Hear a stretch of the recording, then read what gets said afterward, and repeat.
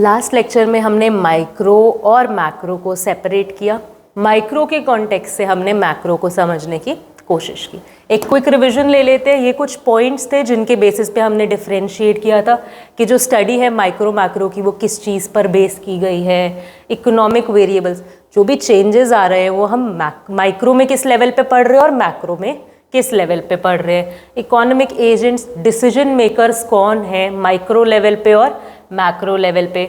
Degree of aggregation, कितना चीज़ों को कलेक्ट करके देखा गया है माइक्रो में और मैक्रो में। Different set of assumptions, assumptions क्या थी कि हम जो कुछ चीज़ें मान लेते हैं, राइट। तो माइक्रो में हम क्या चीज़ें मानकर चल रहे थे और मैक्रो में हम क्या चीज़ें मानकर चल रहे थे। सेंट्रल इशू, मुद्दा क्या है माइक्रो लेवल पे और मैक्रो लेवल पे। मेथड ऑफ स्टडी, जो भी हम इक्विलिब्रियम्स फाइंड आउट कर रहे हैं माइक्रो लेवल पे वो इक्विलिब्रियम कैसे हैं और मैक्रो लेवल पे वो इक्विलिब्रियम कैसे हैं। Micro macro paradox. Micro macro paradox ने हमें क्या कहा था कि यार देखो, माइक्रो लेवल पे जो चीज़ बहुत लॉजिकल लग रही है, कई बार मैक्रो लेवल, बहुत लार्ज लेवल तक पहुंचते पहुंचते उस बात का सिग्निफिकेंस नहीं रहता, वो इलॉजिकल हो जाती है। ये पॉइंट ऑफ डिफरेंशिएशंस थे। होपफुली हमने इन पॉइंट्स के बेसिस पे अपने नोट्स भी बना लिए होंगे। देखो, नोट्स अपने हिंदी, इंग्लिश, पंजाबी, किसी भी व्हाट्सएप लैंग्वेज जो हमारा होता है कंफर्टेबल लैंग्वेज में साथ साथ बनाते जाओ, इस तरीके से कि आप खुद को पढ़ा रहे हो कि यार ये देखो इस पॉइंट का ना ये मतलब होता है। इस तरीके से अपने नोट साथ साथ बनाते जाओ तो आपको बिल्कुल ही टॉपिक साथ साथ क्लियर हो जाएंगे, राइट।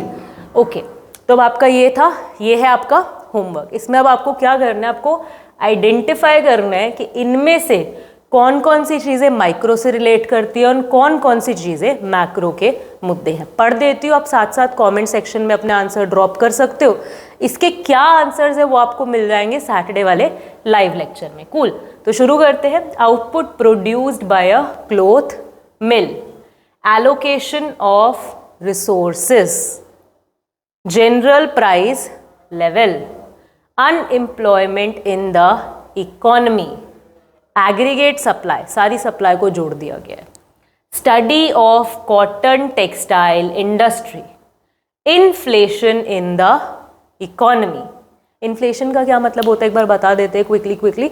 इन्फ्लेशन एक ऐसा सिचुएशन है जहाँ पर over the period of time आपकी जो भी कमोडिटीज़ है, जो भी आइटम्स है, गुड्स है, उनका प्राइस क्या हो जाता है, बढ़ जाता है।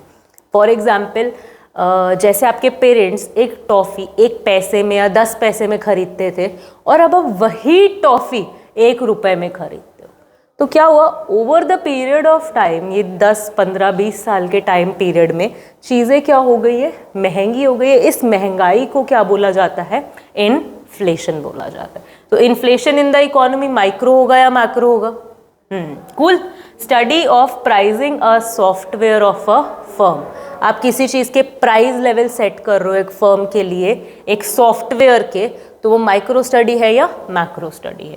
Market price of a commodity, income from the railways, railways से जो इनकम आ रहा है। ओके, ये आप क्लासिफाई कर दोगे माइक्रो मैक्रो में। कूल, तो आगे बढ़ते हैं। आज का हमारा टॉपिक क्या हम पढ़ रहे हैं, significance and scope of macro economics. बिल्कुल ठीक है। देखो, समझते हैं पहले कि सिग्निफिकेंस का क्या मतलब होता है और स्कोप का क्या मतलब होता है। सिग्निफिकेंस, जब भी हम शब्द यूज़ कर रहे हैं हम बोल रहे हैं कि इस चीज़ का इम्पोर्टेंस कितना है ना। जब भी हम बोलते हैं कि यार तुम्हारा पढ़ाई करने का सिग्निफिकेंस क्या है, तो हम क्या बताते हैं कि पढ़ाई क्यों ज़रूरी है। वैसे ही जब हमसे मैक्रो का सिग्निफिकेंस पूछा जाएगा हम बताएंगे भाई मैक्रो क्यों ज़रूरी है। स्कोप में हम क्या बताते हैं कि भाई एप्लीकेबिलिटी क्या है इस सब्जेक्ट की।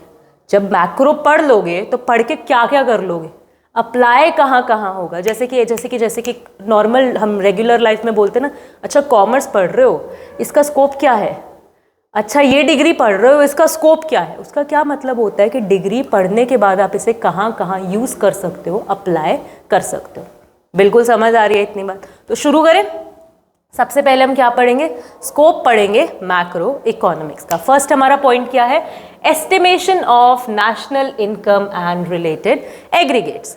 क्या बोल रहा है ये, कहाँ कहाँ अप्लाई होगा, ये चीज़ हमेशा ध्यान में रखनी है। हम क्या पढ़ रहे हैं कि मैक्रो कहाँ कहाँ अप्लाई हो रहा है। तो फर्स्ट पॉइंट में क्या बोल रहे हैं कि देखो, आप क्या पढ़ रहे हो, मैक्रो में सारी इकोनॉमी को पढ़ रहे हो, तो जब मैक्रो का नॉलेज आ जाएगा तो आप एस्टिमेट लगा पाओगे कि पूरी देश में नेशनल इनकम कितना है। नेशनल इनकम मतलब कि जो भी देश में एक इनकम जनरेशन हो रहा है, टोटल इनकम जनरेशन हो रहा है एक देश में, उसको हम क्या बोल रहे हैं, नेशनल इनकम। एक बार बेसिक के लिए इसको ऐसे लेकर चलते तो आप उसको कैलकुलेट कर पाओगे।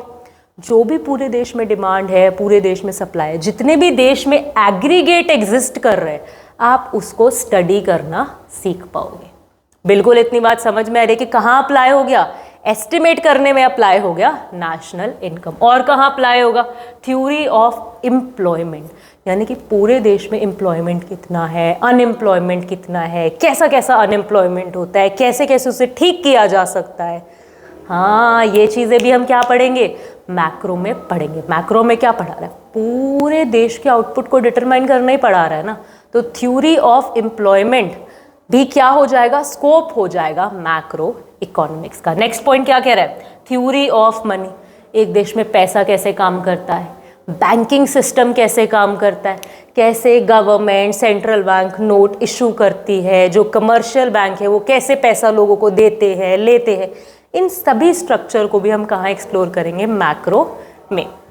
नेक्स्ट हमारा पॉइंट क्या है, theory of general price levels, inflationary and deflationary gaps. यहाँ पे हम इस पॉइंट में क्या बात हो रही है कि देश में ओवरऑल जो हमारा फुल कंट्री है उसमें जो भी प्राइस प्रिवेल कर रहा है, प्राइजेस चल रहे हैं चीज़ों के, उसको स्टडी करेंगे।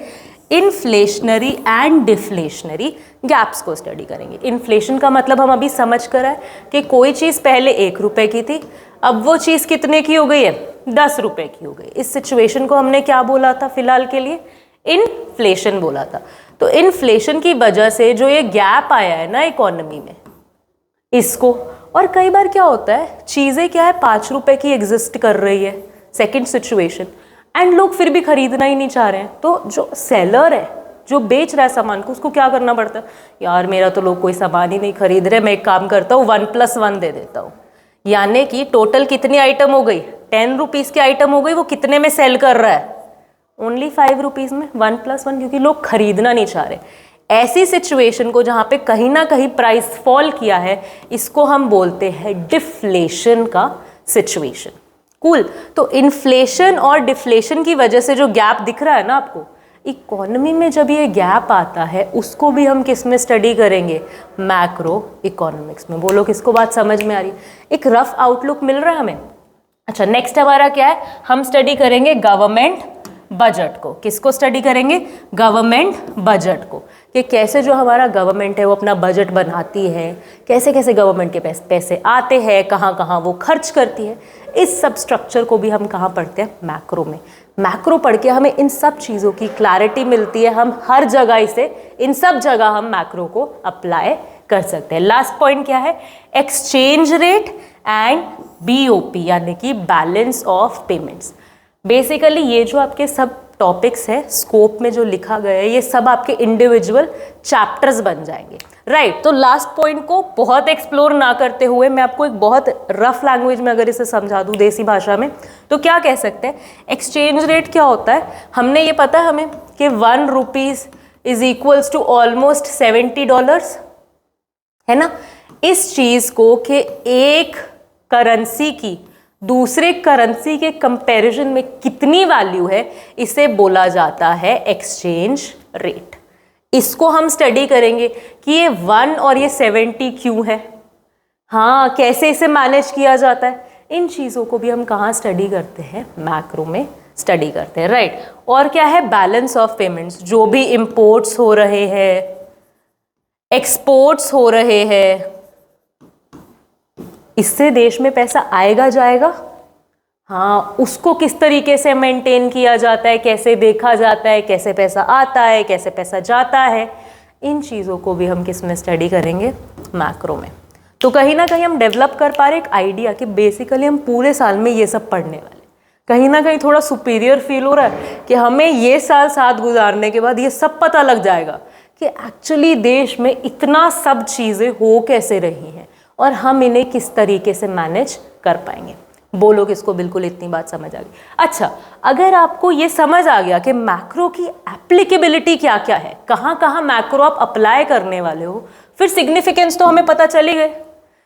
अगर हमें ये सारा कुछ करना आ गया तो हम क्या कर पाएंगे, इकोनॉमी का एक डिस्क्रिप्शन दे पाएंगे। डिस्क्रिप्शन किसे कहते हैं, कोई भी यूट्यूब वीडियो देखते हो उसके नीचे से ऐसे लिखा रहता है कि इस वीडियो में ये है, ये है, ये है, इस बारे में बात की गई है, इस बारे में बात की गई, उसे हम क्या बोलते हैं, डिस्क्रिप्शन।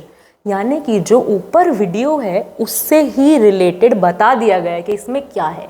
ऐसे ही जब हम वो सब चीज़ें जो स्कोप में पढ़कर आए वो सब हम फाइंड आउट करना सीख जाएंगे, समझना सीख जाएंगे, तो हमें क्या मिल जाएगा, इकोनॉमी का एक डिस्क्रिप्शन मिल जाएगा कि इकोनॉमी में क्या चीज़ कैसे काम कर रही है। हाँ बोलो, किसको बिल्कुल समझ आ रही है इतनी बात। अच्छा, डिस्क्रिप्शन मिल गया, फिर क्या होगा, हम एक रोड मैप तैयार कर पाएंगे ग्रोथ और डेवलपमेंट का, कि मेरे को पता चल गया कि आज मेरी डिमांड इधर खड़ी है और मेरे को अपनी डिमांड इधर लेकर जानी है। तो फिर मैं क्या कर सकती हूँ, डिस्क्रिप्शन मिलने के बाद मैं क्या कर सकती हूँ, एक प्लान तैयार कर सकती हूँ, एक रोड मैप तैयार कर सकती हूँ कि मैं अपनी इकोनॉमी को इस तरीके से ग्रो करवाऊंगी। हाँ बोलो, इसको बिल्कुल समझ आ रही है, बिल्कुल स्टोरी बन गई है ना ये तो हमारी। नेक्स्ट हमारा पॉइंट क्या है, जब हमने रोड मैप डिज़ाइन कर लिया फिर हमारे साथ क्या होगा, हमारी इकोनॉमी में एक स्टेबिलिटी आएगी। हाँ बेसिकली हमारा काम क्या है, इक्विलिब्रियम तक पहुंचना ना। तो हम अगर डिस्क्रिप्शन निकाल पाए यानी कि प्रॉब्लम्स आइडेंटिफाई कर पाए, उसके बाद हमने एक रोड मैप तैयार कर लिया, फिर हमारी इकोनॉमी में क्या आ जाएगी, एक स्टेबिलिटी आ जाएगी। ठीक है, स्टेबिलिटी भी आ गई, उसके बाद क्या हो रहा है, बैलेंस ऑफ पेमेंट्स का जो स्टेटस है हमें वो भी पता चल जाएगा कि कितना आ रहा है, कितना जा रहा है, कितना इंपोर्ट हमें कम करना है, कितना एक्सपोर्ट हमें ज़्यादा करना है। ये सब चीज़ें भी क्या हो जाएंगी, हमें कहीं ना कहीं पता लग जाएंगी। और क्या होगा, problem of poverty and environmental pollution. ये अलग सा पॉइंट यहाँ पे कैसे आ गया, पॉवर्टी कैसे सॉल्व होगी ये सब पढ़ के। देखो, जब हम पॉवर्टी की बात करते हैं, हम ऐसा सिचुएशन डिफाइन करते हैं जहाँ पर एक इकोनॉमी में कुछ लोगों के पास कम रिसोर्सेज है। बिल्कुल सही, साथ साथ रह रहे हो, कुछ लोगों के पास कम रिसोर्सेज है। जब हम पूरी इकोनॉमी में स्टेबिलिटी ला पाएंगे, थ्योरी ऑफ एम्प्लॉयमेंट पढ़ेंगे, एटसेट्रा एटसेट्रा, नेशनल इनकम पढ़ेंगे, तो हम चीज़ों को डिस्ट्रीब्यूट भी सही तरीके से करना सीखेंगे कि नहीं सीखेंगे। हाँ, तो कहीं ना कहीं जब हम रिसोर्सेज को सही यूटिलाइज करेंगे तो हमारी पॉवर्टी और जो इन्वायरमेंटल प्रॉब्लम्स है उनका भी क्या हो जाएगा, हल हो जाएगा, समाधान हो जाएगा। ठीक है, लास्ट हमारा पॉइंट क्या है, पॉलिसी फॉर्मेशन। अब ये सारा कुछ कर करा के एंड ऑफ द डे जब हमने मैक्रो को समझ लिया, पूरी इकोनॉमी को हमने समझ लिया, तब हम क्या कर सकते हैं, इकोनॉमिक पॉलिसीज़ बना सकते हैं, ऐसी पॉलिसीज़ बना सकते हैं जो कि हमें बेटर की तरफ लेकर जाएगी, एक बेटर स्टेबिलिटी की तरफ, ग्रोथ की तरफ लेकर जाएगी। बोलोगे इसको, इतनी बात बिल्कुल समझ आ गई।